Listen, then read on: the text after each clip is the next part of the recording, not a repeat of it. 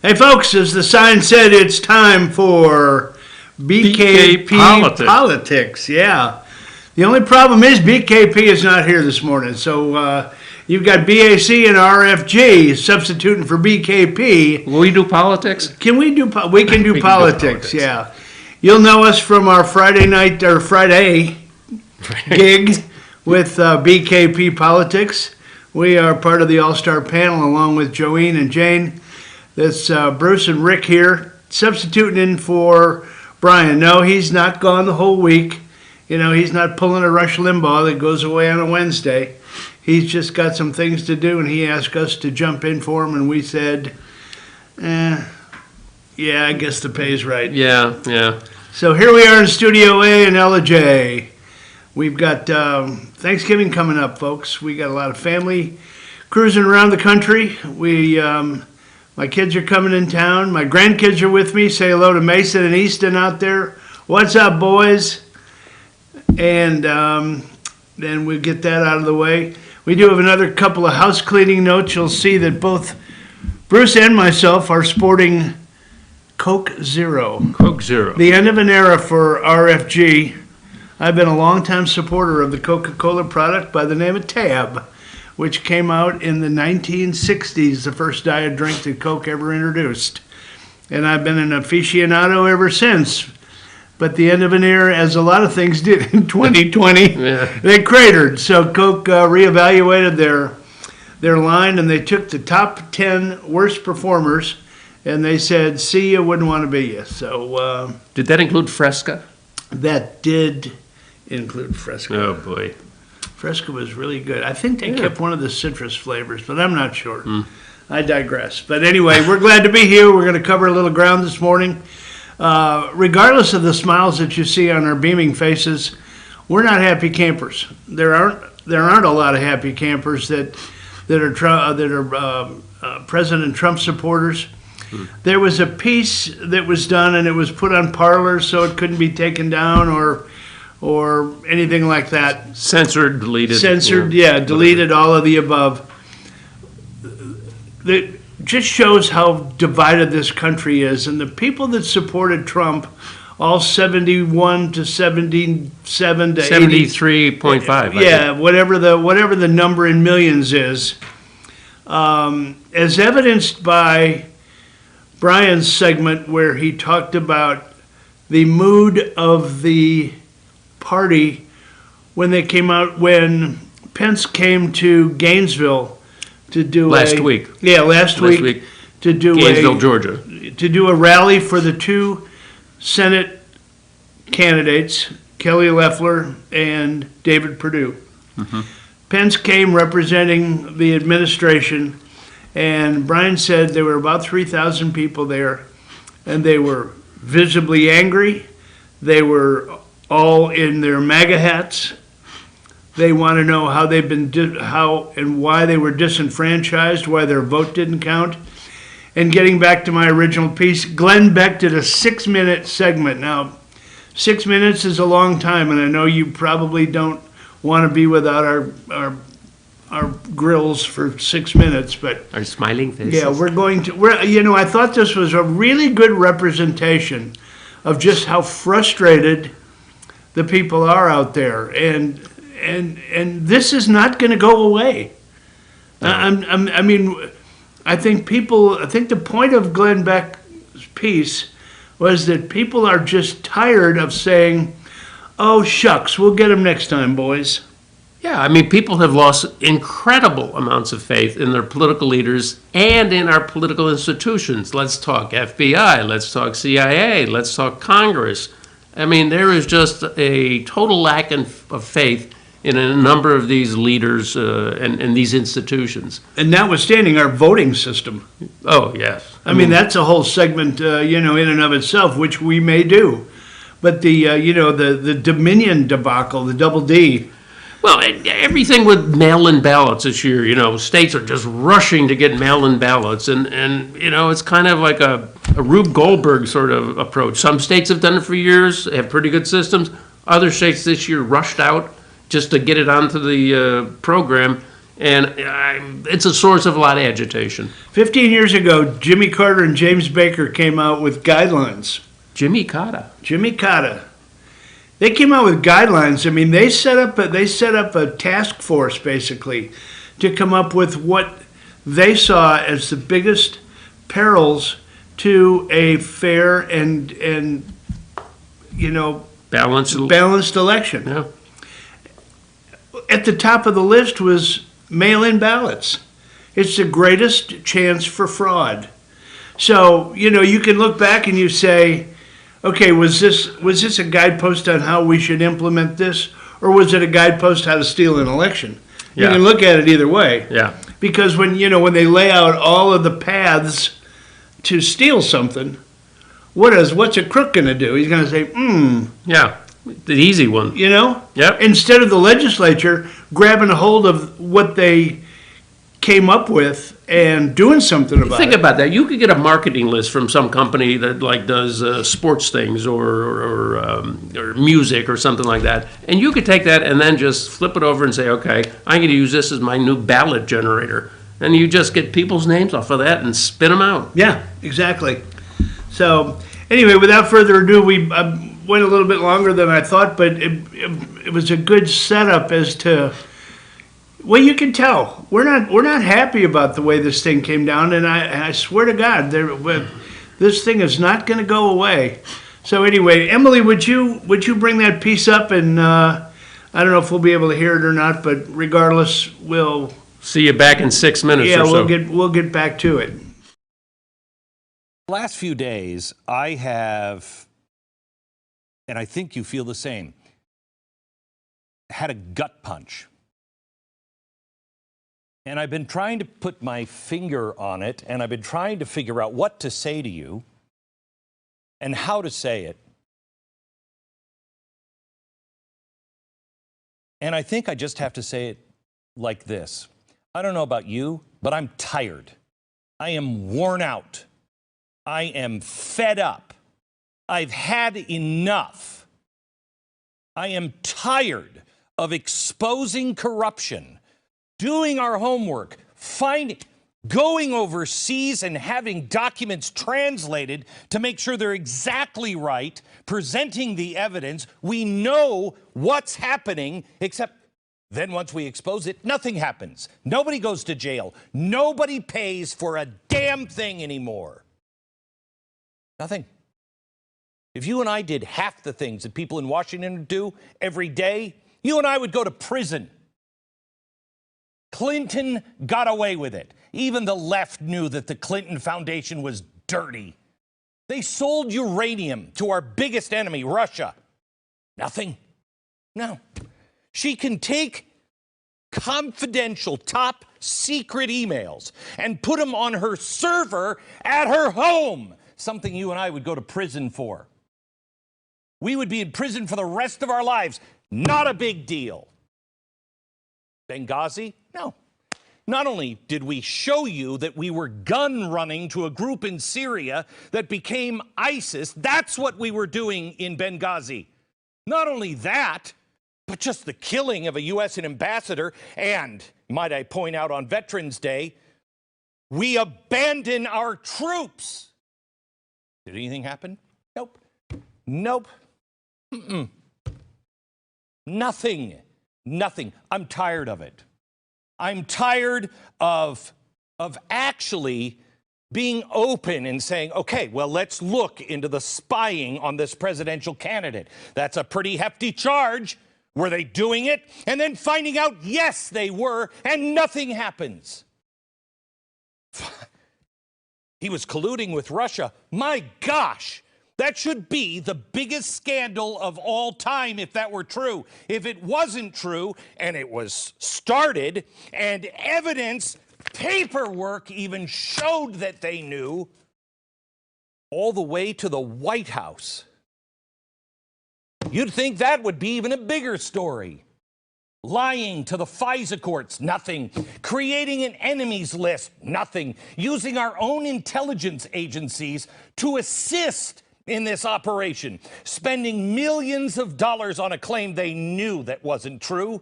The collusion on Russia, they knew it before the president was ever elected.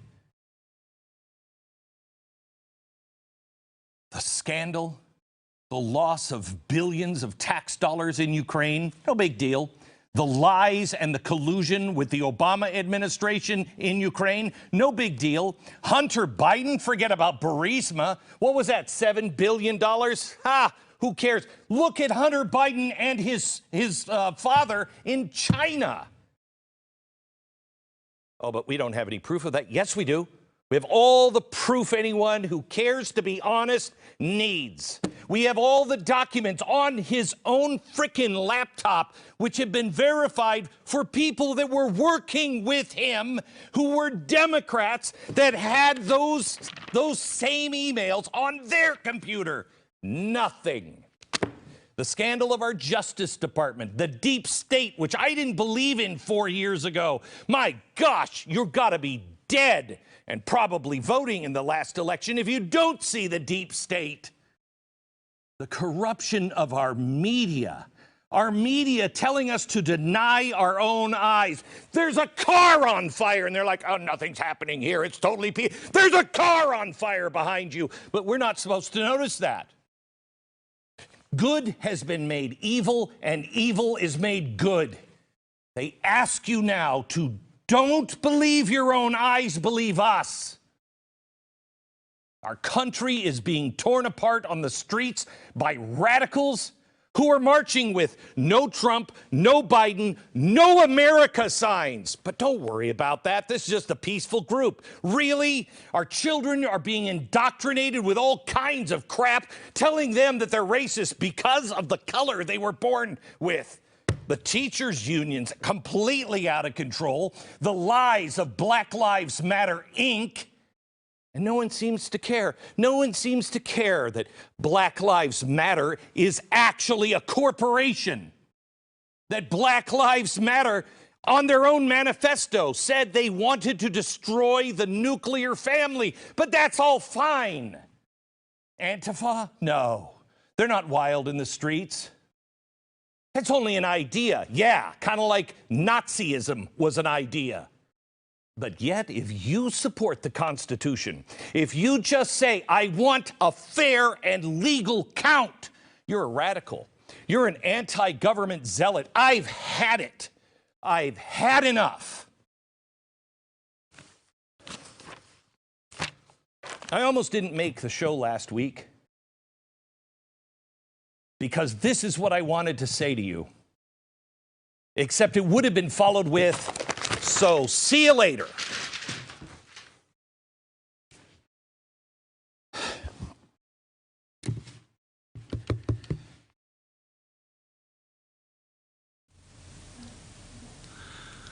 How'd you enjoy that, folks? I couldn't resist. Bruce couldn't resist. We talked about it. We couldn't resist. Yeah. I mean, that's how people are feeling. He made so many great points in there from, you know, his position on, you know, he was a never Trumper to begin with, and he came around. He finally realized the good that this man was doing for this country. He was exposing the deep state, which he didn't even believe in, but he saw that the swamp did exist on both sides of the aisle.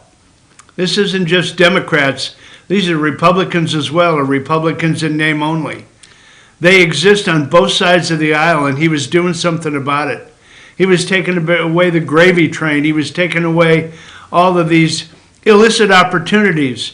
And all of these people, I tell you, the most compelling section of that 6-minute piece to me was all of the things that have occurred that have never been adjudicated, never been punished. Yeah, and talked about as if they were going to be, and just has never happened. Still ongoing. Yeah. Case in point, Durham investigation. Yeah. I mean, you can go on, and I won't rehash all the Benghazis that he talked about, but there are so many instances. And, you know, what we're all fearful of is not that we want to get even, we just want a fair shot of people being treated equally. It's interesting what he said about deep state because, again, he was around in the Obama years, in the Bush years, on media. And Bush was a classic example of the deep state. He got in through the efforts of the deep state and was able to, do the whole 9/11 thing. And there's a lot of controversy about how that came about and the background and everything like that. So I'm a little surprised that Glenn Beck was saying he didn't really believe in the deep state. There were numerous examples of that going on in the three administrations before Trump. Shadow government. Yes. I mean, you got a previous administration that moves a mile away from the White House and takes its entire team with them, including Valerie, the crooked one, Jarrett, part of the Brotherhood, right down the street, pulling the strings. Yeah. I'll never forget when Obama was introducing Kamala Harris, one of the prettiest attorney generals in the country. If not the prettiest. She may be president one day, and there's Floppy Mike sitting down in the audience, Michelle Muchel, with this dirtiest look on her face she could ever imagine. You want a perfect example of the deep state? Emily, put that picture up, please, of Muchel with former President Bush. Oh. If you've got that. I know I sprung that one on you. What were they doing together? Yeah, what were they doing together? It looks like they're celebrating a little bit. The reason they hate Trump is because the hogs from both parties swill at the same trough. One man alone tried to beat the swamp. They mounted a jihad against him, the heretofore unseen in politics. They capped it off with the most crooked election in history. For the illiterate to see. There's the two of them right there. What a couple. What a couple. Yeah, what a couple is right. Thank you for that. That's a perfect example of the deep state. And, I mean, I couldn't put it any more. That was compliments of James Woods. That was his Twitter feed, and he posted that. He couldn't have said it any more elegantly. The hogs, they all swill at the same trough. And I think, we'll maybe get into it in a later segment about how the new emerging Biden administration is looking like Obama 2.0. There's a lot of veterans from the Obama administration. They're going to have positions of power in the Biden White House. So and then we've got the trifecta from hell: Nancy Pelosi, Chuck Schumer, and President-elect Biden. I'm not going there yet. Crab Cake Joe. He's still only president-elect in the eyes of the media. The media were the ones that made him the president-elect. You see, they got a little insignia for that now. Office of the President-elect. Yeah, exactly. It'd be right down the street from the president. Yeah. Anyway, but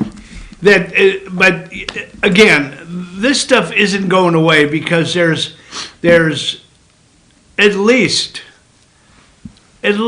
half of the people that voted for Trump, I would say unequivocally, feel the same way. 56% of both sides of likely voters, that includes Democrats, think the election was a rig. We've got a really good graphic example that Emily's going to put up for us. You remember how when we were doing the show on the BK Politics, the night of the election coverage, Bruce and I were both there. Joeen was there. Ethan Underwood. Emily was running the helm. Reese Sanford. Yeah, I can't remember all of them. And Richie Stone. Richie Stone. Yeah, I mean, we all contributed, and we sat there and we watched the vote counts. And then we all of a sudden saw the counting stop. The algorithms were broken in these machines. The pipe was broken. There was water everywhere. Water everywhere. We've got to shut down the what used to be called the Omni, now the Phipps Arena? Phillips Arena. Phillips Arena. Phillips Arena. In Atlanta. But the inexplicable the inexplicable difference in the vote count, and then you come back in 3 hours when we wake up in the morning and find that it had gone topsy-turvy. Yeah. Do you have that piece that you can bring up, Emily? when the voting stopped, the vote count in these states, this is what it looked like. Now, I don't know if I can read all of that from here exactly. Pennsylvania, 57% to 41%. Is that what that says, Bruce? Yeah, 57 Trump, 41.8 Joe Biden. Then we go to Georgia. Look at the disparity. 53 to 45. Yep. And a lot, keep in mind, you can read it out there as you see it. You know, you got Michigan, you got North Carolina, you got Wisconsin, and Michigan up there twice. Michigan is up there twice, yeah. Yeah. But I mean, those are the 5 states that determine the outcome. Where was Pennsylvania? Oh, Pennsylvania's at the top. Yeah, we read that. Yeah. You can see down in the corner, too, the amount of votes cast, and you can see how much reporting was done. Some of those states had 83 and 91% already reported. And then all of a sudden they do the uplogging. Do you think the algorithms kicked in? The algorithms were broken. Oh, boy. And they allegedly, they had a formula that was giving Biden credit for 1.25 of every vote he got, and Trump, for every vote he got, was being only credited for 0.75. That was the algorithm that was kind of bringing them closer together. Yep. And then all of a sudden, they figured out that algorithm was not working. We need more. We need more. Jerry. So what do? They backed the truck up to all these places, shut the vote count down, and now they're force-feeding Biden-only computer-generated tickets into the voting machines. Folks, And if they're not in envelopes, so there's no trail. And I mean, there's very little oversight on this anyway. I mean, in terms of signature matching, it's unbelievable that election authorities with a straight face can say that and get away with it. What's amazing to me is that while this whole process, I know everybody's saying, well, let the process take it. You can take that down, Emily. Thanks. Let the process work itself. Yeah.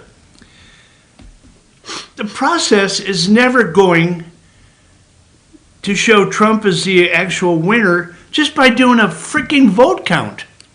All they're doing is recounting the votes that were cast illegally.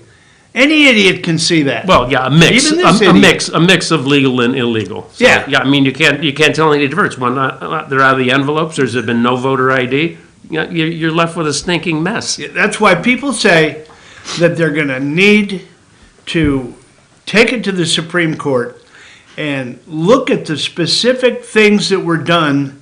Like Dershowitz said, there is a path for the president, but you're going to have to get the Supreme Court to take the case and rule against the fact that they unilaterally, the Secretary of State in Pennsylvania, just decided that they were going to extend ad infinitum is how long they would accept these mail-in ballots. Well, yeah, I mean, it went from Election Day, Tuesday, to, I think, Friday night at 6 p.m. or something like you that. can't. So, You just can't do that. yeah. Same thing in Georgia. You can't sit in a room and make a deal with the one that's lying through her teeth, Stacey Abrams, and Raffensperger, and the governor, blesses it, gives it the whatever.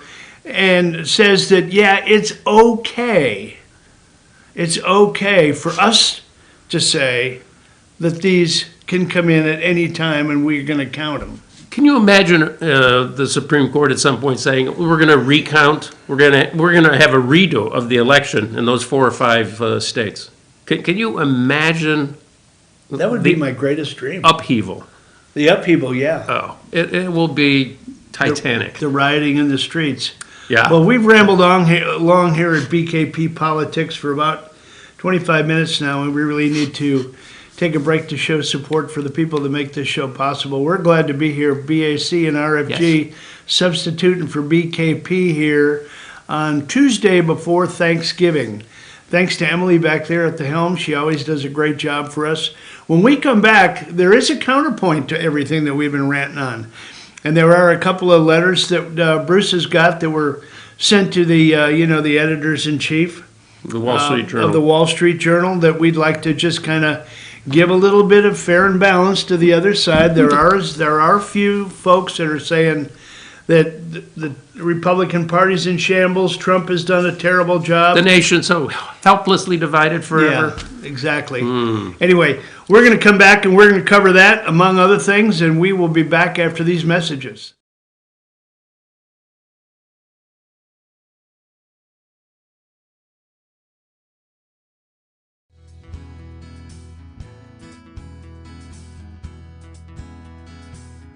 Hello, my name is Chad Watkins. I'm the manager at Larry's Body Shop. We are a family-owned and operated business and have been serving the North Georgia area since 1978. We are located at 1216 Progress Road in LOJ, Georgia. Our shop specializes in collision repair and we work with all major insurance companies. Larry's Body Shop is ICAR Gold, the highest role of training recognized by the collision repair industry. It is estimated that only 10% of collision shops meet these standards. Our shop consists of state-of-the-art equipment such as laser measurement system, down-drive spray booth, spot and MIG welding equipment. All of our paints are mixed on site so that we can guarantee your paint to match every time. I know that having an accident can be a stressful event. We take pride in making sure our customers are satisfied with the repair of their vehicles. Our waiting area is clean and comfortable with free Wi-Fi and refreshing beverages. So if you're in an accident, stop by and see us at Larry's Body Shop. Circuit World has 9-piece living room packages at incredible prices. Get this stylish sofa and love seat, 3 tables, 2 lamps, 43-inch 4K TV, and stand, all for only $1699.99 or $129.99 a month. Or get this 9-piece living room and reclining sofa and reclining love seat, now only $1999.99 or $149.99 a month. These packages are amazing. Stop in today at one of our 5 locations and get the furniture you've always wanted at Circuit World.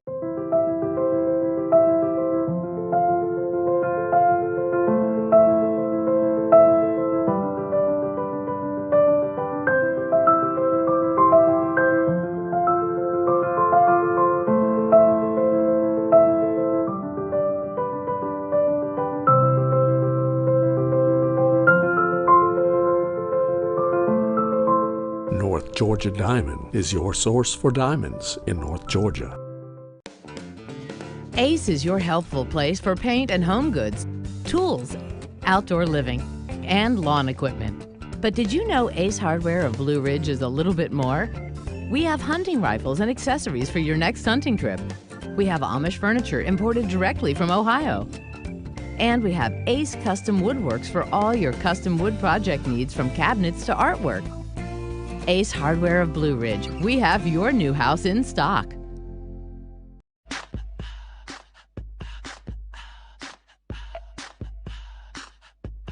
What you gonna do with all that junk?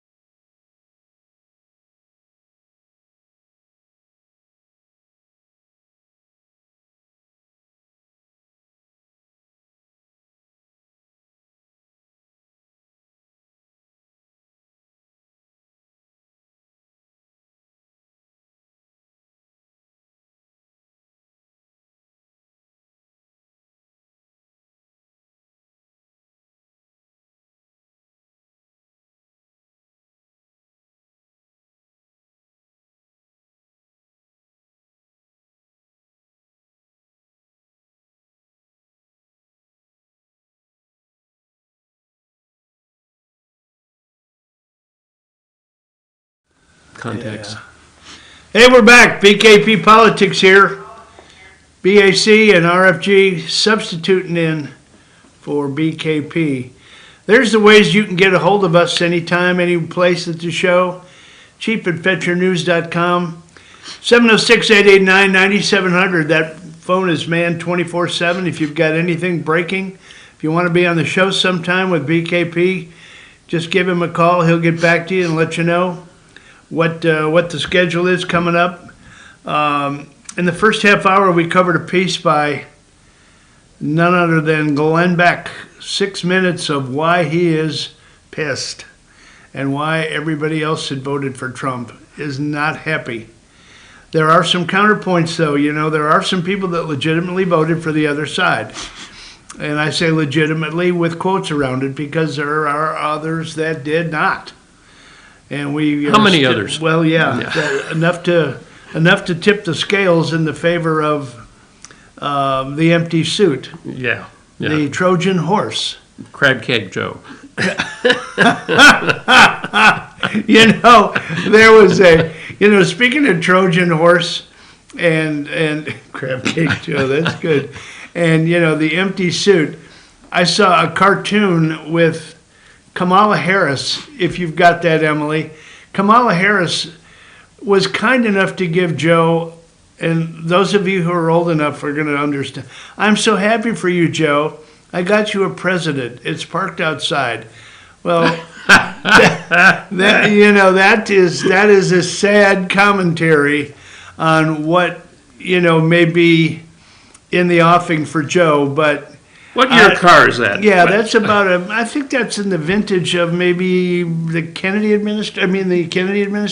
Yeah. It looks like it's seen the Open streets top of Lincoln. Yeah, it looks like it's seen the streets of Dallas. I could be wrong, but anyway, take that down, Emily, quickly before we get pulled off the air. Anyway, we weren't alleging that anything sinister was going to happen to the empty suit, the Trojan horse, Joe Biden, president-elect. However, we do not think, I say that euphemistically, I do not think he will really be pulling whatever strings there are when and if he takes office. No, he'll be at the end of the strings. Someone's going to be pulling his strings. Exactly. Could be Valerie Jarrett still, just like she pulled Obama's strings. Setting foreign policy. We're going to take time to go over all of these new potential cabinet members and what's going to happen. But in the meantime, we want to give a fair and balanced acknowledgement to some of those folks that did not like Trump, still don't like Trump, and have taken the time to write in editorial pieces to the Wall Street Journal. And Bruce is just going to go over quickly a couple of those for you. Yeah, these are two things that represent points of view on either side, and they were both responding to a 2 letters, is that correct? 2, yes, a letter, a column that was written on November 14th by William Galston in the Wall Street Journal that Trump remade his party and the world. Okay, here we have one from a fella in Littleton, Colorado. And he says, Trump's impact on the party and the world could more accurately be described as damaged. The president leaves the Republican Party unrecognizable and its leadership trembling at the voting power of Mr. Trump's misguided followers.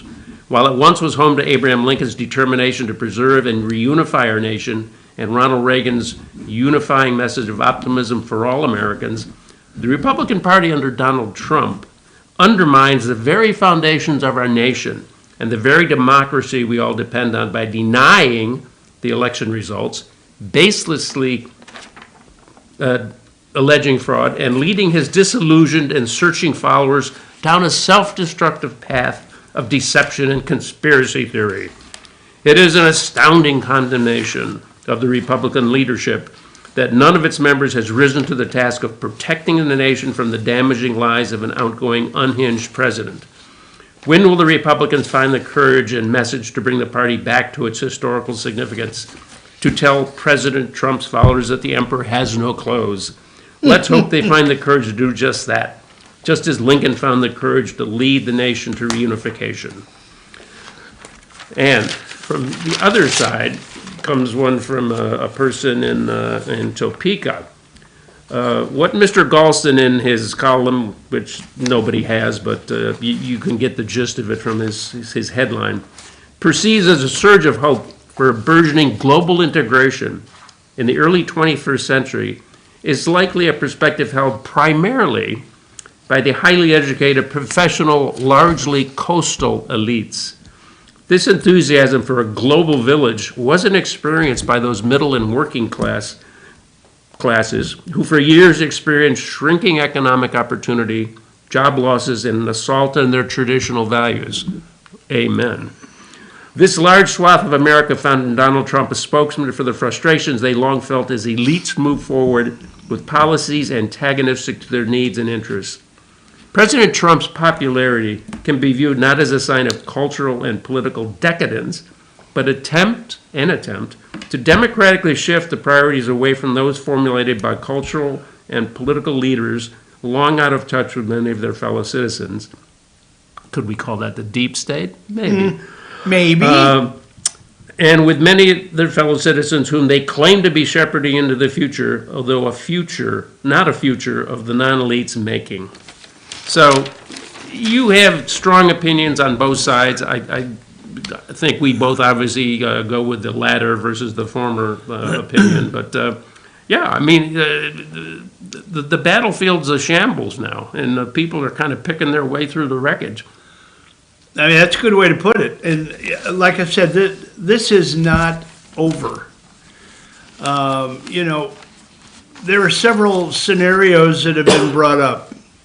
And Brian, BKP, this week, and I think the end of last, laid out some scenarios. Okay, what happens if, we form a third party? We call it what you want. Call it the MAGA party. Call it whatever you want. It's the Trump supporters that support what he has done for this country in the past 3 years that Biden couldn't do in 47 didn't want to. In positions of power. But now, what's that going to do? Is it going to totally? Are all the Republicans going to join the MAGA? No. But there could be enough if we flip a bunch of seats that are MAGA followers, join the MAGA party. There could be enough to disrupt the balance of power. And the Democrats, even if they did control the majority of the three parties, if we had 50 seats, for instance, in the House, they'd have to come to Papa to get anything done. Yeah. Because they couldn't do it without. Because they couldn't form a majority.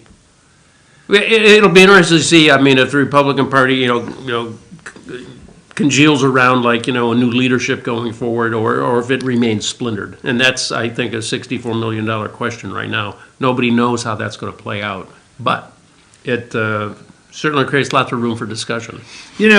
People got all upset when the notice was put out, Trump-Pence, November 22nd. Trump campaign statement on the legal team. Sidney Powell is practicing law on her own.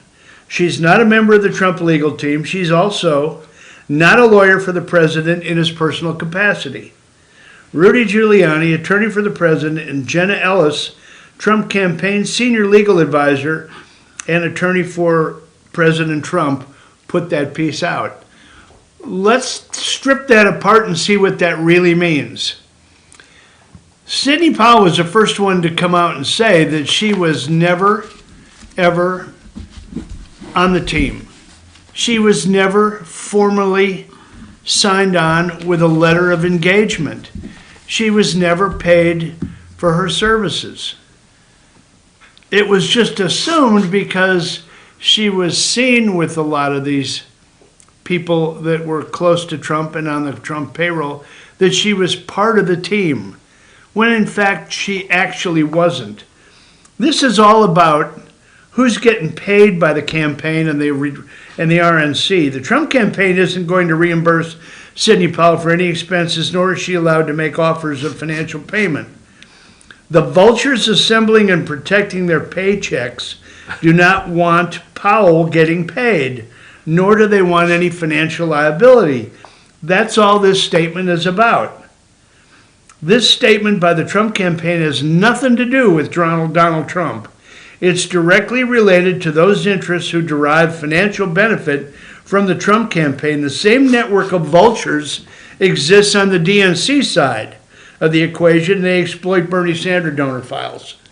So the Republican Trump team is an offshoot of the Republican Party, or it's a PAC, or it's, I mean, because they keep saying. No, these are actual, these are people that represent the president, and they're being paid by the RNC. Okay, but they represent. And the campaign. They represent his personal role versus his role as president of the Republican Party. Rudy Giuliani represents Trump in his personal capacity, I believe. Okay. So, I mean, the announcement, my point is the announcement is all about money and nothing more. And Linwood is in the same boat as Sidney Powell, right? They both work for #WeThePeople. Well, they have formed Which is the a grassroots- #WeThePeople, which is their grassroots organization. Got it. So if anybody wants to donate money to that, Yeah, they're a legal entity that they have an entity to support that, yeah. Yeah. And so, I don't know how this is all gonna flush out, but it's gonna be really interesting to watch between now and, December 8th was a magic day, Brian said, and Or obviously. December 14th, one is of the it- two. Is that what it is? But I think the 8th is first, that's the electors meet, and the 14th, they have to certify. Yeah. That's their drop dead date. Right. So, if we get these lawsuits in there and the Supreme Court, jumps in and says that they will hear it, keeping in mind the Supreme Court is not interested in whether 2,000 votes were counted or not counted in the state of Georgia, in Fayette County or wherever. Floyd. Floyd County. I knew it started with an F. Yeah, they're not interested in that. Yeah. They're only going to get involved if it's just so egregious and so fraud-based that they've got to step in and do something about it. John Roberts, the compromised one, is not going to be putting his neck on the line or that of any of the Supreme Court justices. Yeah. Would you agree with that? I would agree with that, but yeah, it remains to be seen how some of the new players are going to go.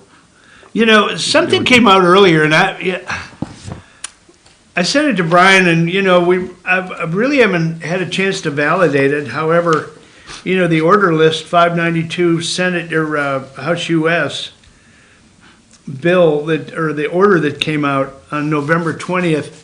Can you put that up real quickly, Emily? What is that? Well, it's somewhat.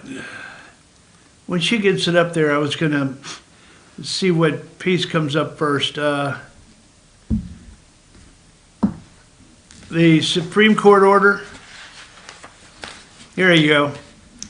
It is ordered that the following allotment be made of the Chief Justice and the Associate Justices of this court among the circuits, pursuant to Title 28, United States Code, Section 42, and that such allotment be entered of record effective November 20th. What this does, folks, it essentially takes a Supreme Court justice and assigns them to basically be the overall boss, if you will, of each of the circuits, as all 1st through 11th, including the Federal Circuit and the District of Columbia Circuit. Okay, what does that do? It shows you all the different judges and where they're going to be in place. The four that make the most sense, it says, look who is now in charge of Pennsylvania, Wisconsin, Michigan, and Georgia. Based on the judges' assignments, Michigan would be run by Brett Kavanaugh. Wisconsin would be run by Amy Coney Barrett. Pennsylvania would be run by Samuel Alito, who really stood up and showed his cojones, if you will, in what he did with attempting to stop that stop the count in Pennsylvania, which they just blew past. And in Georgia, good old Clarence Thomas. So those key right-leaning judges, if you will, even though it's not supposed to be partisan, the ones that were put in place by Republicans, they would be in charge of those 4 states. So The if any so-called battleground states. battleground states. So if Yes. if anybody was like a Sidney Powell or like a Lynn Wood, would bring cases in those, and it would filter up. These judges would be responsible for whether they take the case or not. Well, of course, it'd go through the circuit court first. That is correct. Yeah, and But these are the ones that represent the circuits, yeah, in those 4 circuits, Yeah. which are the important ones. yeah, sure. Yeah, that's why Roberts took District of Columbia. You know, where's that going, right? Could be a state one of these Yeah. days. You never know. Anyway, we have, I think we've covered enough ground on what's going on, what may happen, what may not happen, what we hope happens, how many people are mad. Yeah, there's not going to be a Thanksgiving table unless I don't think that's not going to have a discussion about the state of the country, the state of the economy, the state of the electorate, the state of what's going on with the president. They don't want why they don't want us to get together. They don't want no debate. That's what I think is going on. That's why these states have said Wait, family, nobody can family. come over to your house unless they're immediate family. And oh, by the way, you got to have a checklist. And if Aunt Harry and Aunt Harry, Aunt Harriet and Uncle Harry didn't make the cut, if they're number 11 and number 12 in the pecking order, they're going to have to go do turkey at the wherever, who's ever serving turkey and cranberries that day. And a word to the wise, everyone out there. When you cook the turkey, you have to remember to pull the little red transmitter out when it pops up. Throw it away, step on it. You don't want them knowing where you are, where the turkey is. Yeah, that's right.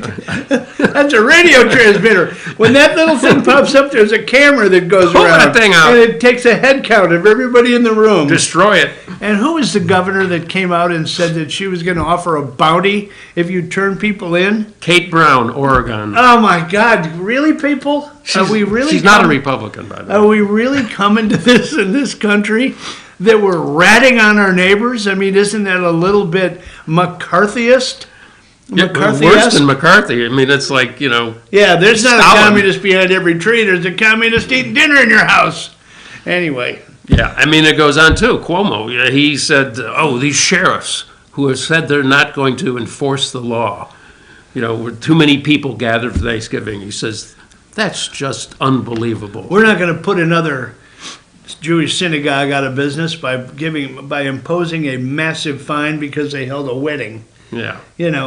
What the sheriffs, I think, said was, we got so much crime in the streets right now. Well, think about it, yeah. Because we're out there trying to arrest bad guys, and you want us to knock on doors and do head counts on Thanksgiving Day.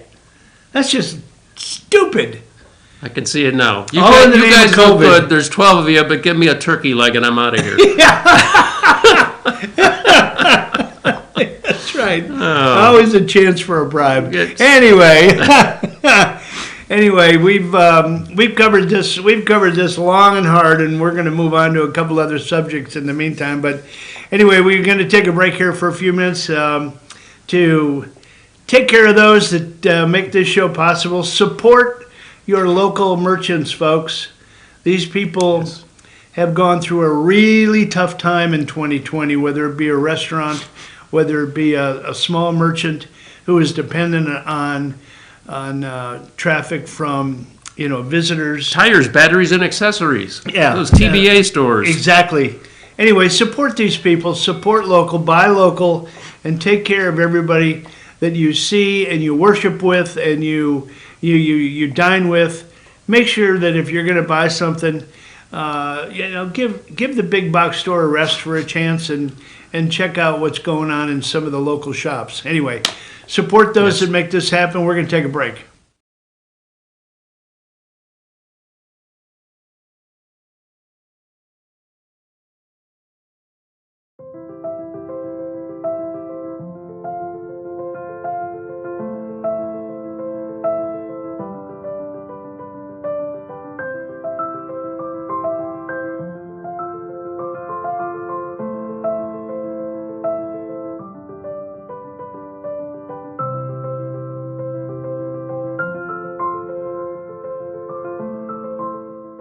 Georgia Diamond is your source for diamonds in North Georgia. In 1981, Reed Nicholson began selling tires out of an old barn in Mineral Bluff. Little did he know that he had just laid the groundwork for the most trusted names in automotive services in the Blue Ridge area. In 1997, Nicholson Tire Center became what it is today, holding the same values of faith, family, and great customer service. 2 locations to serve you, and the Blue Ridge location is currently expanding to offer fast service and the largest U-Haul provider in Georgia. Nicholson Tire Center, Blue Ridge, and Mineral Bluff. Circuit World has complete queen bedroom packages at amazing prices. Get this queen bed, dresser and mirror, 1 nightstand, bedding set, and free 32-inch TV, all for only $1799.99 or $129.99 a month. Or get this complete queen bedroom set and sleep in style, also for only $1799.99 or $129.99 a month. What an incredible deal! Stop in today at one of our 5 locations and get the furniture you've always wanted at Circuit World.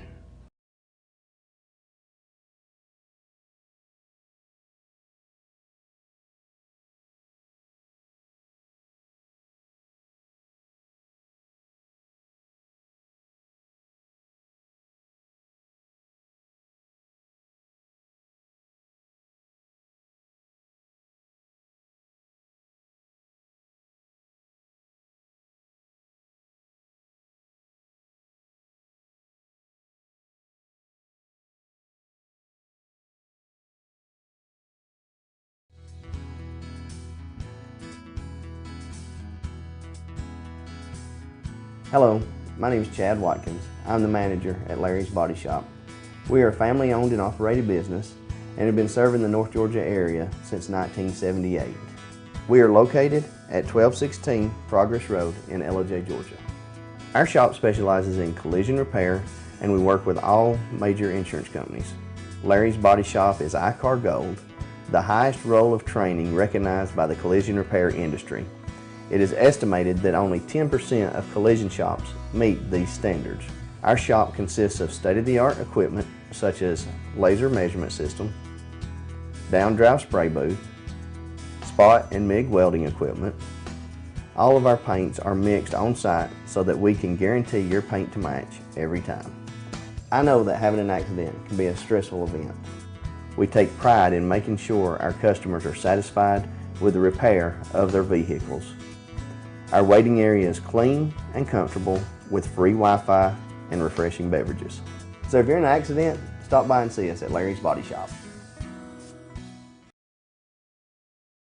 Circuit World has 9-piece living room packages at incredible prices. Get this stylish sofa and love seat, 3 tables, 2 lamps, 43-inch 4K TV, and stand, all for only $1699.99 or $129.99 a month. Or get this 9-piece living room and reclining sofa and reclining love seat, now only $1999.99 or $149.99 a month. These packages are amazing. Stop in today at one of our 5 locations and get the furniture you've always wanted at Circuit World.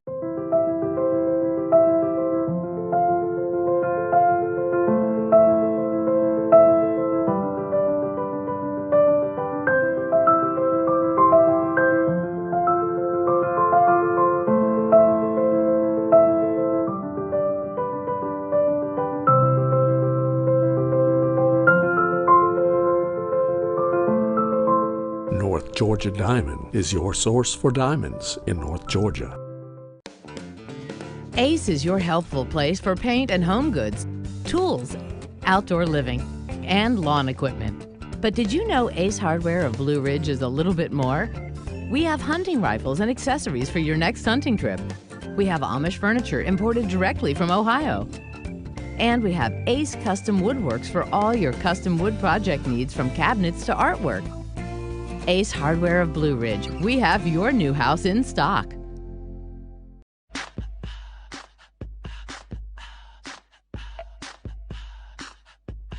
What you gonna do with all that junk?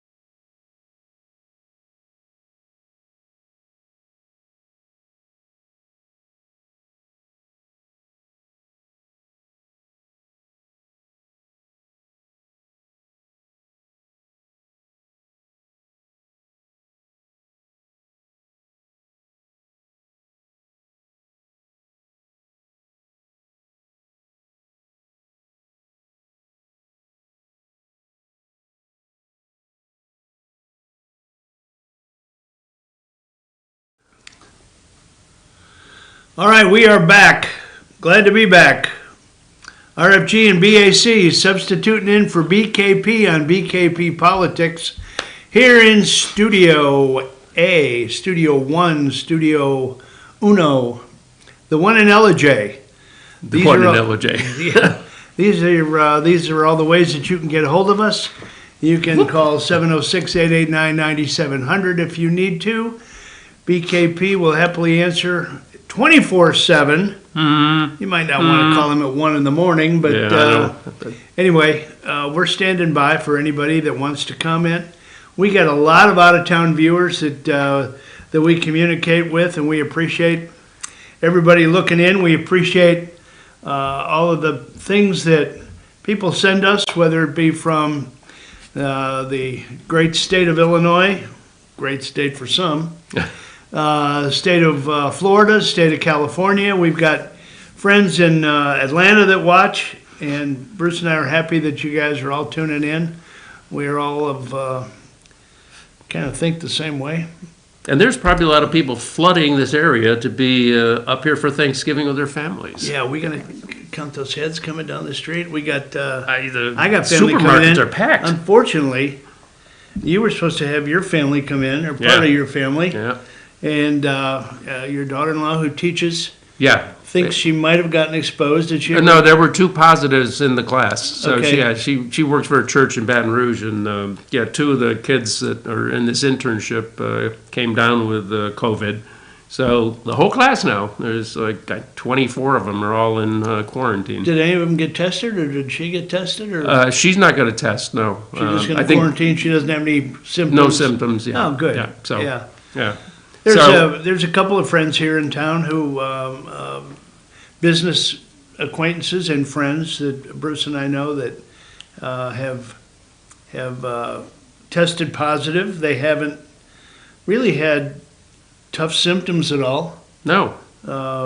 You still see a lot of people in the stores, the majority of the stores, majority of the people in the stores, whether it be Walmart, Home Depot, Ingles, whatever, up here in the North Georgia, they're wearing masks, and they social distance. Stay away. Yeah, stay away. I've been tested, and I tested negative. I had to get tested because I had a little surgery done a little while back, but hopefully everything is still good. I've got And I'm sure your incoming more family. kids from They're coming in from California, so you can. You damn well be tested. Yeah, you can imagine the mindset coming in. Anyway, that's another story for another day. But we're here the Tuesday before Turkey Day. Tuesday before, giving Brian a little break. He's got meetings, when he does a show every day from 8 to 10, and then you kind of have a little wind down. Bruce and I have our own little wind down post-show discussion, driving back to Blue Ridge. I got to hand it to him. You and I prepare. We don't take this lightly. We don't take the responsibility without trying to do the best job we can and bring factual information. Yeah. Stuff But unlike him, we don't get up at 5 in the morning and watch Morning Joe. to watch Morning Joe. Yeah, Sorry, I don't know if he's the one that put Morning Joe over the limit, but I think you were the one that said that Morning Joe's ratings have gone up significantly. Yes. I think 2 weeks ago they went past Fox and Friends in the morning. Now, is that because it would be interesting to see if Fox and Friends viewership went down and theirs didn't go up? You understand what I mean? Yeah, I think it was like 1.5 to 1.4 million viewers. So I'm not sure, what the high water mark for Fox and Friends has been, but Fox is starting to take a lot of incoming flack. Let me tell you, if you go to Parler, if you go to Twitter, they have really, really suffered the slings and arrows of the people that we talked about in the first half hour that are not happy campers. Because there were things done in that election reporting that, could have swayed people's thoughts. And I think the biggest thing that stands out in my mind is calling Arizona so early when they didn't have the guts to call North Carolina or Pennsylvania. Or even Florida took a while. Yeah, or Florida. Florida sat there forever. Yeah. Because what? Did they know that the fix was going to be in? I don't know. Maybe. I don't want to And hear about then you've got the Never Trumpers on Fox. You know, my wife and I used to watch that, and it's just not on like it used to be. I really enjoy, and I'm not promoting anything, I'm just telling you what I enjoy. I really enjoy watching, and everybody knows, The Five at night. And for some reason the phone never seems to stop ringing during The Five. But anyway, I digress. I think The Five is a great show. It's got banter. I love Greg Gutfeld and I love Jesse Waters. Can't stand Juan Williams. I think I relish him getting trashed at night when he's on. And Jesse. But he overtalks everybody all the time. I mean, they're just used to it. He does. But he's the paid shill. Yeah. He's the paid guy to come in there and, stir the pot. Yep. Otherwise, it'd be a boring show. But anyway, I Fox don't is know. really Gutfeld and Jesse can, probably Fox carry is the really taking some heat, though. show. Yeah. I think the nightly news with Brett Baer. I think the Chris Wallace. Chris Wallace has been a never Trumper. He is such a disappointment. Yeah, there's a growing list of people. I mean, they have Leland Vittert. On the weekends. Yeah. That guy needs to go back and cover the Middle East again. He used to be shown on there wearing a helmet and a flak jacket and diving into a hole somewhere. Well, he needs to go back and dive into that same hole. Because I'll tell you, the way you treated that woman on Saturday at about 12:30 in the afternoon, I can't remember who it was, but it was despicable, and you should be absolutely disgraced beyond recognition for the way you treated a guest on that show. And then Christian Fisher said something last week or something that really got under some people's skin. Really? Yeah, standing out in front of the White House. I don't know what she said. Something with the recount and the orderly transition that the Trump administration should start. And they're not becoming reporters. They're all opinion people. Exactly. Yeah. I mean, the thing that really crossed the line for me was when Chris Wallace on election night coverage went after Brit Hume. They got into it big time. And I've always been a Brit Hume fan. Yeah, I think he's been very fair. He's, he's called people out when they need to be called out, regardless of what side of the aisle. Yeah, he is. But Chris Wallace is so biased in his reporting. Well, yeah, and again, I don't know if this is a reaction, of people feeling that they kind of win in the tank for the other side on this election, or you feel tinges of a never Trump type folks on there. I mean, who's the other one? What time? I'm trying to think. In the evenings? Well, Martha McCallum, I mean, she... Hannity, Tucker. Yeah, Martha McCallum is, she comes and goes to me. Yeah. On the Business Channel, but he comes over to the other, Cavuto. Oh, Cavuto. Yeah. Oh, my God. Yeah, he's definitely a never Trumper. He is, absolutely. So he goes from the business side, what he does like 2 hours in the afternoon, I think, on FNC. So. He does. Yeah, he does, right. Fox News Channel, he does. Yeah, it leads up to the 4 5. to 5. Yeah. He does 1 hour. Anyway, enough about Fox. I think they're running for cover, and I think they're trying to say, oh my God, if this is the administration, maybe we need to start sucking up a little bit so that they cooperate with us and that we can do. We got to get those interviews. Yeah, we got to get those interviews. We got to be first. We don't need to be right, but we need to be first. There you go. Yeah, that's the way the mainstream media runs these days. Speaking of the transition team, like we did, Kristen Fisher out in front of the White House, the GSA, and that would be, Emily? General Services Administration. General Services Administration, excuse me, yeah. Has come out, and as the administrator of the U.S. General Services Administration, I have the ability under the Presidential Transition Act of 1963, as amended, to make certain post-election resources, that means money, and services available to assist in the event of a presidential transition. La ba da ba da ba da. Signed, sincerely, Emily W. Murphy. She probably could hand out passwords too.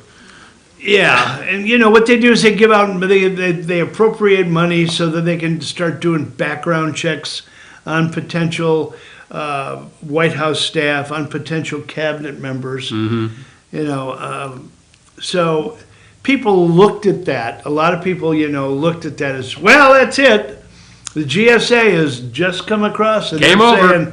saying, exactly, game over. Well, that's probably the closest you're ever going to see to game over, because Trump last night tweeted again that, fine, let them have their transition money, but I'm not quitting and I'm not giving up, and I'm going to run a parallel path.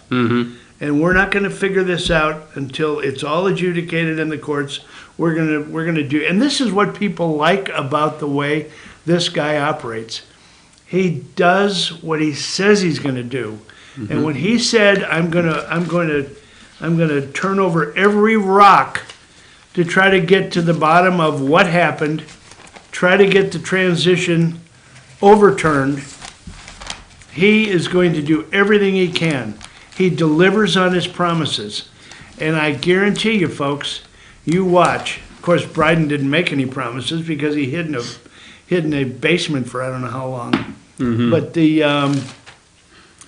But what do you got? I'm back to that article again, because one of the other persons kind of talked a little bit about Trump. Basically saying, after Americans twice boldly elected the first African-American president, Barack Hussein Obama, he did virtually nothing to improve the race relations of the lives of most African-Americans. Then we have President Trump, who did more for black Americans with the soaring economy, unemployment rates, increase in real household income, providing assistance, opportunity zones in historically black colleges. So basically he's saying Trump, everyone's engaged now in Trump's legacy and how is history going to look at this and that and the other thing. Trump's not worrying about that right now. He's worried about this, that there has been an unprecedented power grab by corruption and fraud regarding this election. And this whole issue of how we vote as a country across all 50 states really has to be looked at again. I mean, even though Baker and Carter did it 15 years ago, you got 16 different systems out there. And, okay, the states have rights to do this, but there's got to be some agreement in terms of identifying who these people are that are voting. As I said in one of the shows a couple weeks ago, with mail-in ballots, how does anybody know or prove or disprove that vote was not paid for by some individual or group so that a certain number of votes would go to that party's candidate? There's just no way of checking for that. And I understand that people can get paid to walk into polling places, like in the old days, and they'll vote for a certain way because they're getting something in their pocket at the end of the day or beforehand. But I think mail-in ballots, just open it up even worse. And I think there's still reports that they're trying to figure out more people have voted than are registered. The upvoting, or the How does that work, overvoting, what they call it, the overvoting was what really was amazing to me when pointed out in that hour and a half press conference. Well, it's gagorama. I mean, it's like, how can that be allowed to go forward? I mean, any sensible person looking at the two numbers, okay, we got 3 million registered, we got 3.5 million votes. Huh? Yeah. And half of them are dead. Who doesn't acknowledge that? Who sits back and says, nothing to see here, let's move on? It's like, the guy that said we're having a peaceful demonstration. Like Glenn Beck said, idiot, there's a car burning in the background. Do you see the car burning? The building's burning as well. This is not peaceful. These are stolen elections. These are illegal votes. You got to do something about it. And you also have... Here we are getting mad again. And you also have states where people, move around a lot. There's still mobility in the U.S. Democracy. So people are in Nevada, they go to California. They vote twice. They get some from Nevada, they vote. They get something from California where they register when they go. Most people, when they leave a state, do not go to the voting register. Absolutely And correct. say, I'm out of here. I'm out of They here. just go. Yeah, take me off the rolls, please. Yeah, and they just register in the new state. So you think about those issues and how that's being managed, and it isn't. And that's a problem. There was no way they should have done these mail-out ballots until they get their voter rolls under control. Exactly. 5 states, and they kept going back to this, and I don't want to rehash old ground, but I got to say this point.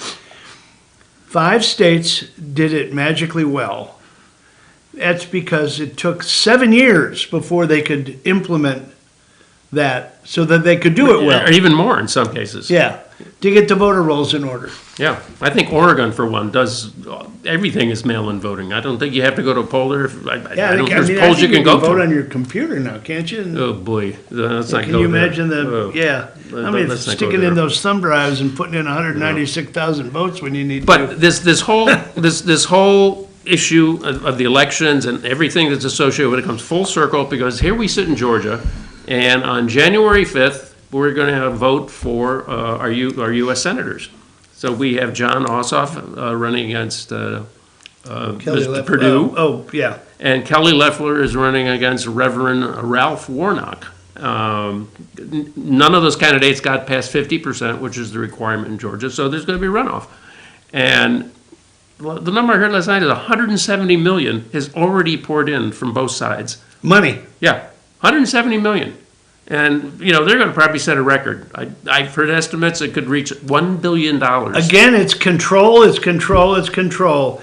For those of you who don't know, these 2 Senate races hang in the balance the future of Who has power in the Senate? A majority. the future of the country. Extrapolating, you're correct. Extrapolating, I believe, Yeah.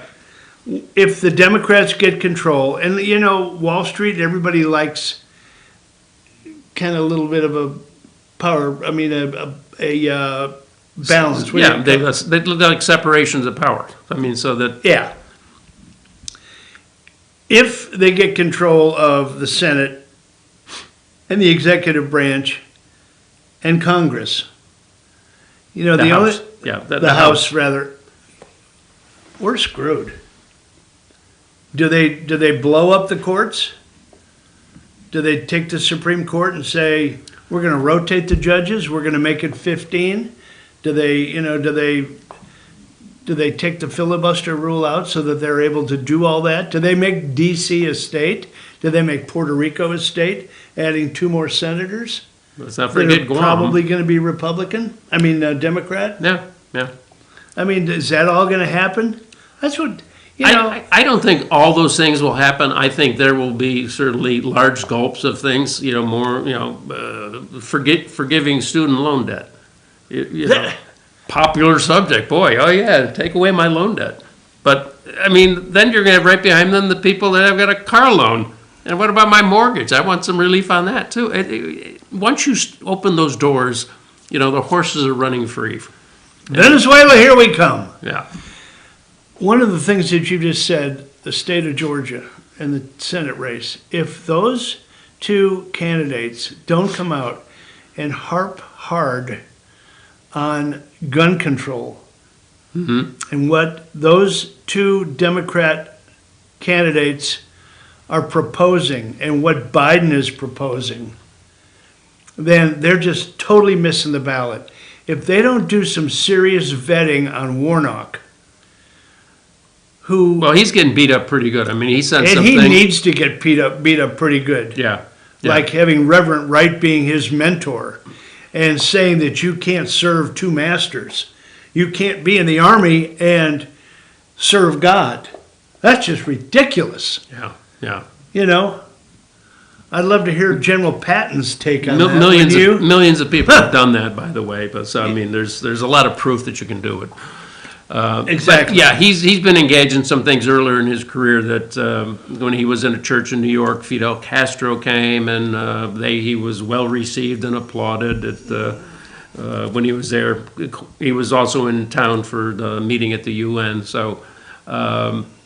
Yeah, when you start closing up to the Castro brothers, something's way off in your stinkometer. I mean, because, you know, the Cubans and their type of socialism has not been something that has gone very well. So, Well, as well as Ossoff.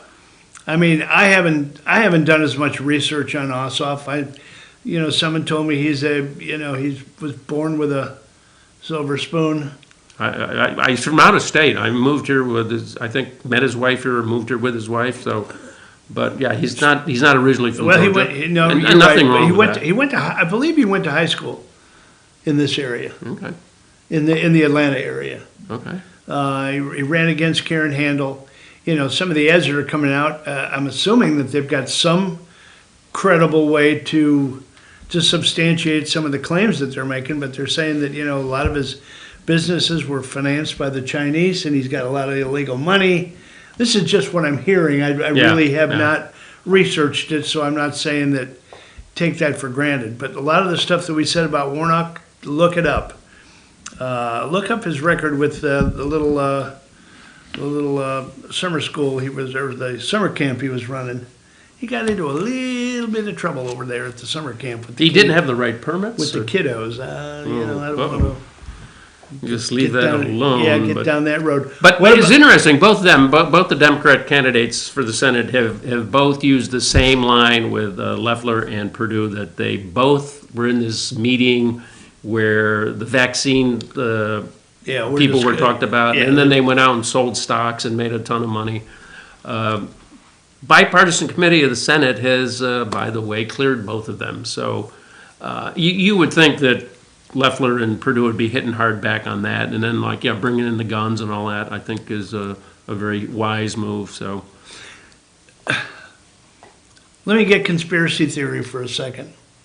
Do you think that the Democrats felt that there were so many people in the deep state at risk? And you know who I'm talking about. I'm talking about everybody that was involved in the Ukraine. Everybody, and it starts with the top down.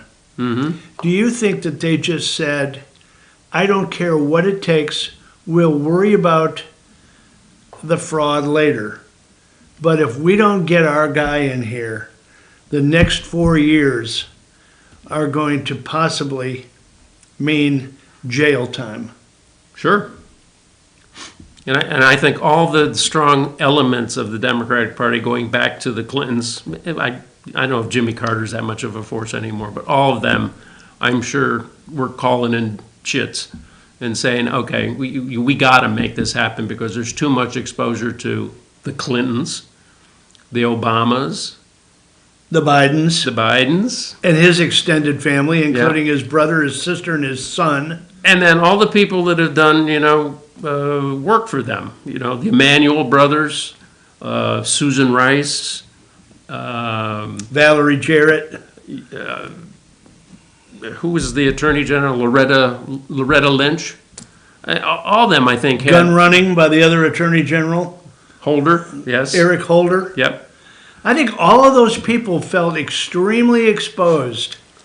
And I think you could really make a strong case for the fact that, go ahead. No, I think one other angle here that hasn't been talked about much is that the way Trump has dealt with Silicon Valley and big tech, I think there's a lot of worry from that sector that there would be more regulations, things on Facebook, Twitter, Google, things like that would be coming down the pike if he was reelected. And so there is big money coming in to support Biden and all the people on the Democratic slate. For instance, their liability cover going away. Oh, yeah. I mean, just more regulations coming at them. I mean, they get in front of the Senate now and they hem and they haw and they can't answer a question straight. I'll get back to you on that, Senator. So I think there's a lot of things that they felt under a second Trump administration they would be at risk for really having their business models seriously damaged. I mean, I agree with you, and Hollywood's right behind that. I mean, they're like this. Yeah, I mean, they're calling out the stars that are sending 10,000, 15,000, 5,000 into the Senate race in Georgia.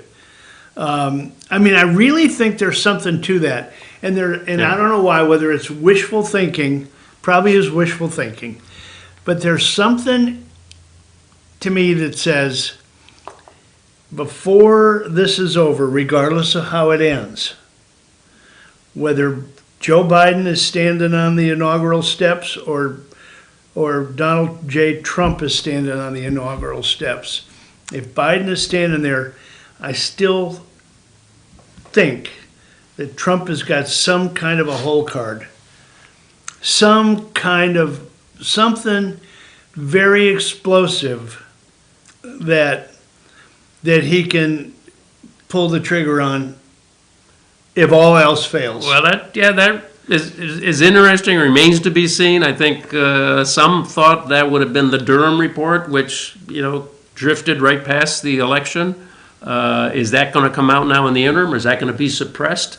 Huge question. I mean, if that gets suppressed or comes out and it's like a whiff, I mean, you talk about conspiracy theories, they'll be talking about that for 5 years. There's so much that I think that the president, in their infinite power, being the most powerful politician probably in the world, gains knowledge about in their day-to-day operations, whether it be the unmasking of Obama, whether it be, just dyed-in-the-wool proof somehow about what happened in the Ukraine, whether it be something about the Clintons. I don't know. And again, it just sounds like hyperbole, and it sounds like wishful thinking, and it sounds like, boy, I wish we could get these guys. But boy, I wish we could get these guys. Well, and the other entity that's involved in this heavily is the media, of course, and they're so complicit. Yeah, they've been on a jihad, if you want to use that word. That is a good word. To get Trump for more than 4 years now. It was during the primaries, of 2016, and it started. How can we have this guy who runs a TV show, as a billionaire? He's nothing but a real class estate clown. Yeah. How can we have him represent us? And then, with his style, he obviously little coarse, rubbed a lot of people the wrong way. He wasn't statesmanlike and this and that. But look at what he got done. And they're all talking about policy. The foreign policy now is going to reset. We're going to get these established diplomats who know how to work their way through the corridors of power in the world. It just doesn't make sense. People see what has happened in the world in our relationship with folks like NATO, the European community, China, and to think we're going to go back to the good old days, I don't think that's going to happen. Already talking about rejoining the Paris Climate Accord, which is desperately looking for U.S. money, and they can't go forward without U.S. buy-in. So the emerging countries are going to be given a pass. Yeah, exactly. And how does China qualify as an emerging economy? Yeah, there was a previous set of environmental protocols from Kyoto, the Kyoto protocols. And the European community was in that, China was in that, India was in that, the U.S. is in that. Nobody hit their marks. Nobody hit the guidelines they said they were going to do by the time they said they were going to do it. Except the U.S. The U.S. last year had the lowest CO2 emissions in 27 years. And that is not all Trump. I mean, that's been moving through the system. But we're doing it with the private sector. All these protocols, Kyoto protocols, Paris Climate Accord, those are all mandates, regulations that are going to come out. Why do you think we're getting a big push on electric cars? Because the governments want it. Consumers don't really care that much about it. It's nice for some people. If you live in a city, you can plug your car in every night, and you go 10 miles. Big deal. But for people in flyover country, they want a car that can go miles and miles and miles in a day, hot or cold weather, no matter what, and then they can refuel in 5 minutes. Then I have to sit plugged in for 20 minutes. So can you imagine a rancher in Texas with a car Well, honey, I hope that plug works on the other end because I've got to go to the North 40 today. You know, I know it's going to take me 3.5 hours to get to the other end of my property. Well, yeah, and I hope like heck I can get home. there was an ice storm last night, and the battery seems a little sluggish this morning. They tend to do in cold weather. So, you know, there's just a lot of funny stuff going on with some of these appointments, and some of the things are going to be reset so we regain our proper place in the world. We Rubbish. talked a little bit earlier about how, you know, we're seeing the same old tighty-whitey guys. The retreads that are coming into Now into you're the getting into cabinets. Biden's cabinets. Oh, I know, Okay. I know. This is You getting know, really depressing. Do you think that he's putting in these retreads because they were already confirmed reluctantly by the Senate, and he thinks that they're going to have an easy time this time? Like this Antony Blinken, Secretary of State. I don't know. I don't know mean, if he's it's, I don't know if taking it's heat about that payback. guy. I don't know if it's payback. He's been with him for 40 years. They've been close allies. Yeah. Alejandro Mayorkas. Secretary of Homeland Security. Is he a Mexican Greek? He's Cuban. Cuban. He's okay. Cuban. Mayorkas. Okay. Yeah. Secretary of Homeland Security. I don't know what that's going to do to the border wall, but I Well, guarantee all this stuff with border wall, with family separation, DACA, all these people that are here illegally. Exactly. And then No way they should get any kind of special preference. I mean, it just, you get a speeding ticket. You get any special treatment? No. You broke the law. You get a speeding ticket. You write a check. Illegal. I don't understand people's desire to dance around that title or that. You sound a little bit like Levin. What's the problem with illegal? Illegal's illegal. You It can't is. change the Constitution. Is the Constitution. You can't change the definition of a word. Excuse me. And you got Avril Haines, in his infinite wisdom, that is, Joe, elect President Biden, to bring some Diversity. diversity. Thank you. You're welcome. Avril Haines, first female intelligence community director. And she's been in the Obama administration on the security side, CIA, I think. Exactly. Yeah. So she's another one. John, as Rush says, effing Kerry. Lurch is coming back. That's right. Hey, John, why such a long face? I'm sorry. I had to go there. Anyway, John Kerry, the czar, the climate envoy. He will go around the world and with, what's his name? With the singer. James Taylor. You need a friend. We need a friend. Well, you've got your friend back.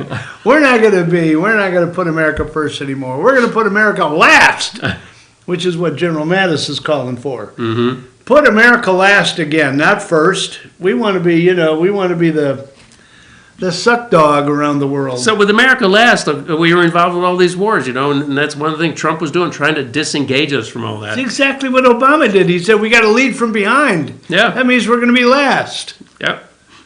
I like being first. Yeah, pushing a wet noodle is always a tough job. Anyway, what do you call it? The cabinet picks are going to be just. And Janet Yellen coming back as Jesus, Treasury another Secretary. retread. From the Fed. From the Fed is right. Yeah. From the dead, it looks like when you see the pictures. Yep. Well, some of the folks, they got to be up near Joe's age, so he can bond with them. She's 74. Yeah. So some interesting picks, and we'll see where the progressives get their pound of flesh, because at some point in there's going to be Bernie, Elizabeth. I don't know. We'll have to wait and see, folks. Boy, I'll tell you what, that's going to be a Donnybrook in there when the squad tries to unleash Well, yeah, their yeah. demands. And again, I mean, these nominees have to get through the Senate process, so it'll be interesting to behold that. And again, dependent on the Georgia outcome. Hallelujah moment. Yeah, exactly. Excuse me. Anyway, we've chewed up the majority of this show, and as Bruce and I always do in the past, we're gonna make it a little bit more lighthearted, if you will, There you in go. the last segment. We'll talk about sports a little bit. We'll talk about some current events. some people that are in the news, some good, some bad, some indifferent. But hopefully it's all entertaining for you. Brian is out this morning. He will be back tomorrow. We will be off the air for the Thanksgiving holiday, and that includes Friday. So there will be no show at Circuit World on Friday. Will there be a show Thursday? Is Brian doing a show Thursday? Brian is not going to be doing a show on Thanksgiving Day. 2-day break, folks. Yeah, 2-day break, and you'll get a break from the All-Star panel this Friday because there won't be a show. So we'll miss our friends at Circuit World, but if you need any kind of Christmas gifts or anything like that, 5 locations, the best store for appliances that you'll find in the North Georgia area. And furniture, Yeah, too. They do furniture. yeah, great prices, really good people running the show there. And I know that they will miss the incoming chairperson-elect for the Fannin County, and that is Jamie Hensley. The Board of Supervisors, right? The County Commissioners? Commissioners. County Commissioners. Jamie ran that show for years and years and years, and we've become good friends by meeting him and spending some time at Circuit World. He'll be missed, I know, in the Circuit World community, but he will be a great addition to managing the finances and the future of Fannin County. So best of luck to Jamie. It sounds like a year-end show, but it's not. Yeah. It's not supposed to be. But anyway, Bruce and I are glad to be here. We're going to miss you on Friday. Tune in tomorrow. Brian will be back at 8:00 in the morning. That would be BK Politics. That would be BK Politics, and he'll give a little. He always does a little Thanksgiving story. I'm sure he'll have something up the sleeve. Oh boy. Yeah, I know. I listened to that Christmas tree story again the other day. Does he quote Charlie Brown? I don't know if he does or not, but yeah, exactly. But anyway, we'll turn the corner here after we take care of our friends that support this show, and They should be your friends too. we will take it home. Emily, take us to break, please.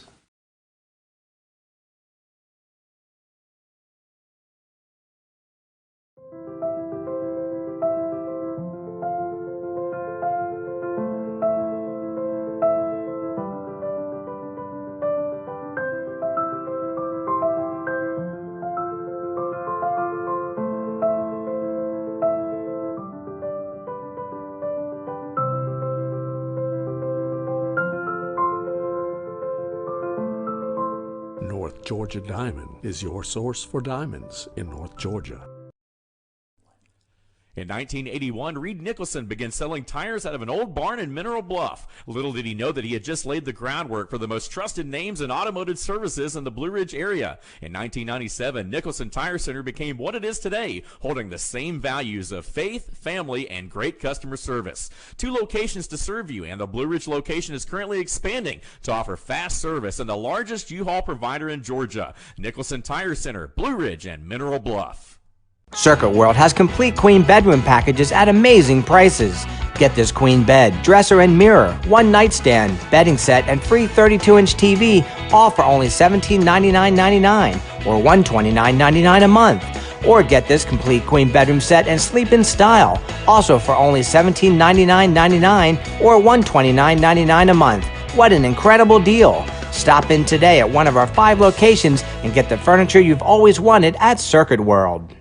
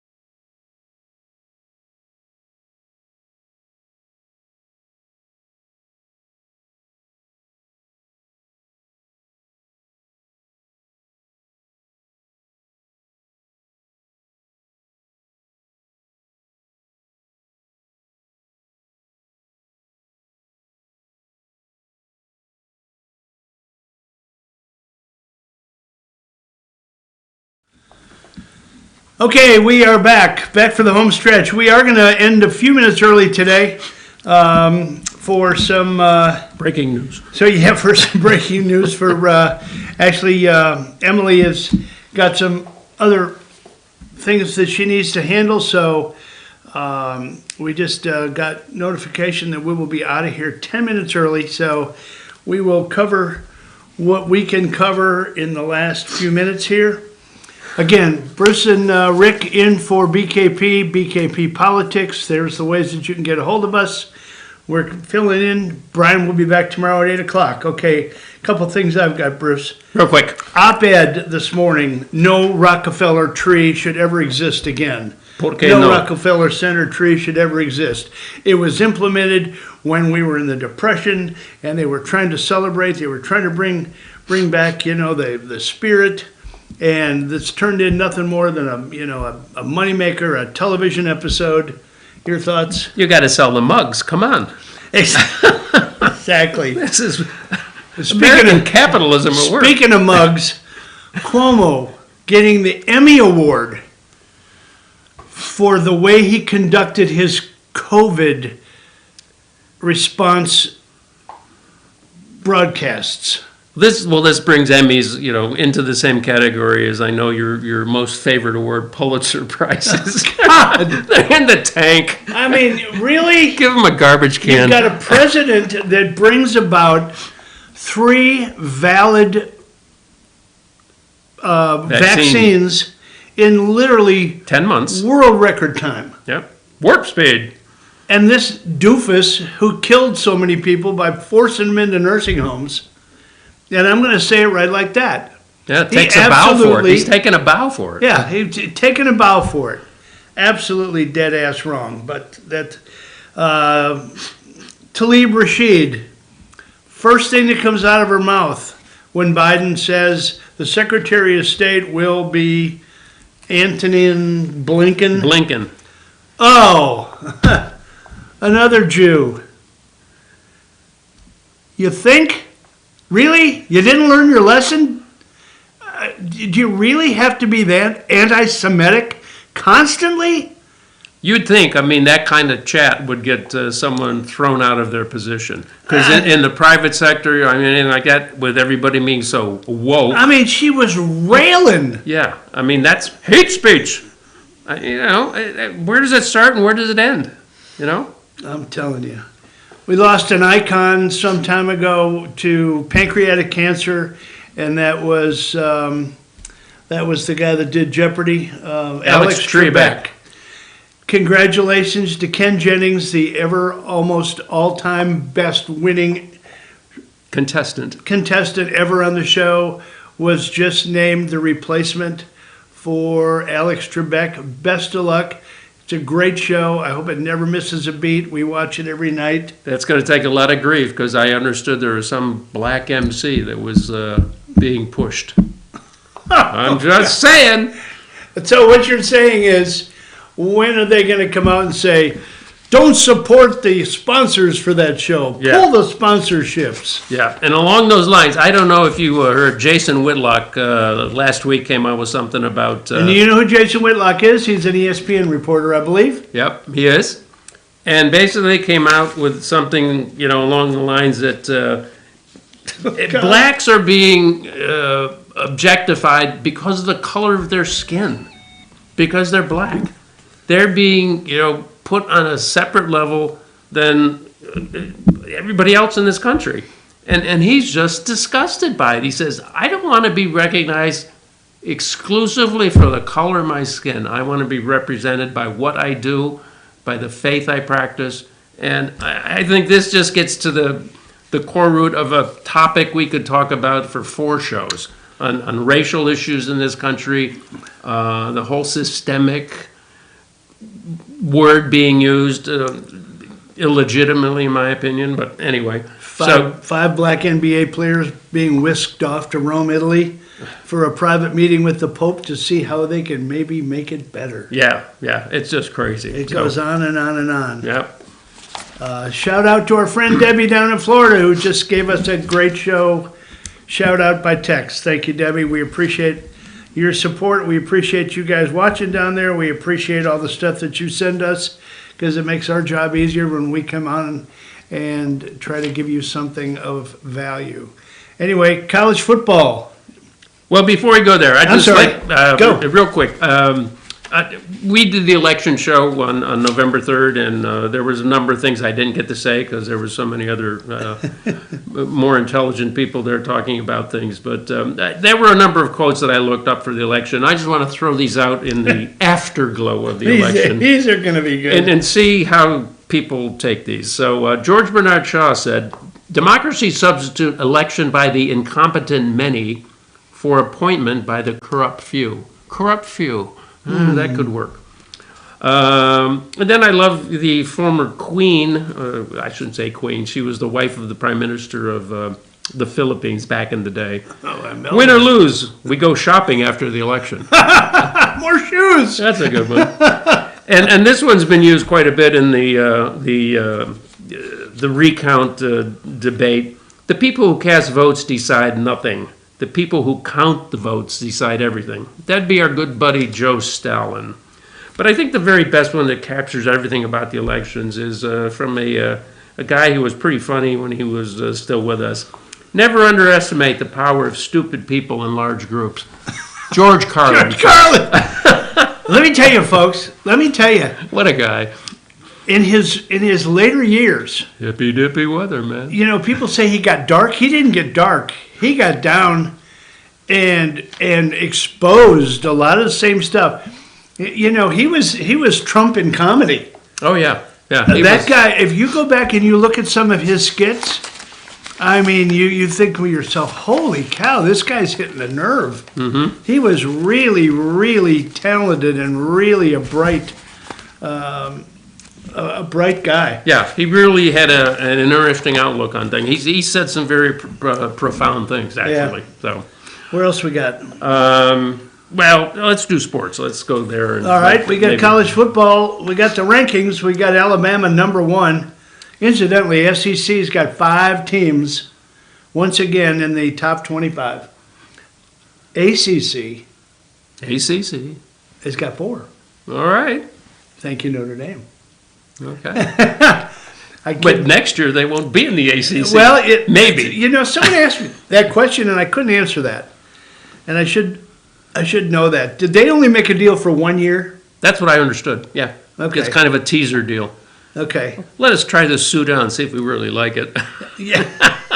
I thought they brought him in because they were the only team that could maybe beat Clemson. I don't know, but Wow. and they did. But in all fairness, they did it without their main man, Yeah. Yeah. who could be, you know, probably the number 1 or number 2 pick in the overall draft. Don't you think? Yeah, it could be. Sorry to hear that Joe Burrow got hurt, season-ending knee injury. Yeah. Hopefully, it's repairable and he can come back. ACL, MCL, so both. But Got them both, huh? yeah. No stability left. You can do without one, but you can't do without both. Yeah, it's going to be hard to see him be a scrambling quarterback like he was in college. But Yeah. we'll see. Anyway, he's a tough guy. He's got You good know, attitude. topsy turvy in all of the races. You got the Indiana Hoosiers, usually a doormat in the Big Ten. Yeah. Really gave Ohio State a run for their money the other day. Yeah, 1 touchdown game. Yeah, 1 touchdown game. They came roaring back in the fourth quarter, and you know, with 4 minutes to go, you know, our Ohio State friends were sitting on the edge of their chairs. One in particular, I know for sure, who we'll have dinner with tonight. But anyway, So we got 2, 3, and 4. 2, 3, and 4. Notre Dame #2. Okay. Ohio State, just the previously mentioned, is #3, and #4 is Clemson. We got Clemson in at #4. Texas A&M, a surprise this year. Actually, they've been pretty decent the last couple 3 years. Yeah, they've been with Jimbo in there. They've been coming along. Yeah, so. but they're 5th overall at 5-1. So you know, they're going to be tough down the stretch. I think your LSU Tigers have them next. No? Yeah, I think they're playing this week. Yeah, that'll be a tough game. And then, you know, rounding out the top 25, you got Florida at #6. Florida's good. They are. That quarterback of theirs is very underrated. He's kind of like, he reminds me of the guy at Alabama, the quarterback at Alabama. Max Yeah, I can't think Max of his name Johnson, now. something like that. Yeah, but I mean that. But that- Kyle Trask is the one at Florida. Yeah, exactly. But you know he's formidable. They've got 5 quarterbacks. They got the Ohio State guy. Justin Fields, They got the Florida guy. Trask, They got the Alabama guy. I think Johnson. I'm not sure. They got the Clemson guy. Trevor Lawrence. Those are 5, I believe. You only did 4. I only did 4. Who did I miss? I missed the one from Brigham Young, Oh, I don't know that the guy. quarterback from Brigham Young. What about the Notre Dame quarterback? He's not in the hunt. No, Oh, okay. he's good. I think he's surpassed as the top quarterback of all time. Or Really? Oh, no. I take that back. He did do something, but the coach was getting ready to pass Lou Holtz Oh, okay. in overall victories. Brian Kelly. Yes. Yeah. Thank you. Anyway, rounding out the top 25, we got ACC has got North Carolina in at number 25, Georgia at number 13, Wisconsin at number 18. Problem is that the Pac-10 and the Big Ten have not played that many games. Yeah, I saw. They've only played like 4 or 5 games. Yeah, and there was they're one team was constantly- playing. The other was like they were 1-0. Yeah, reshuffling. So, I don't know. It's the year, folks. Believe me, it's the year. It's the year 2020. What can you say? Yeah. So, let's see. I got to watch my clock here. It's almost 10 of. Anyway, we're going to yeah. sign off here in a minute. We've had a good time this morning. We're glad we could substitute in on the BK Politics Show. Emily's done a great job. Have a happy Thanksgiving, everybody. Make sure to spend some time with your families. Don't fight about politics. There's enough time to worry about that. Just have a good time, relax. Don't overeat. What else can you say? Watch that little piece that comes out of the bird because it's got a camera on it. It'll count your people. Pull it out, crush it That was immediately. that was really That funny. transmitter's got to go. Yeah, Bruce, good to be with you this morning. Same. Thank you. And Emily, appreciate it. Appreciate it, Brian. Thanks for letting us substitute in. And we are out of here.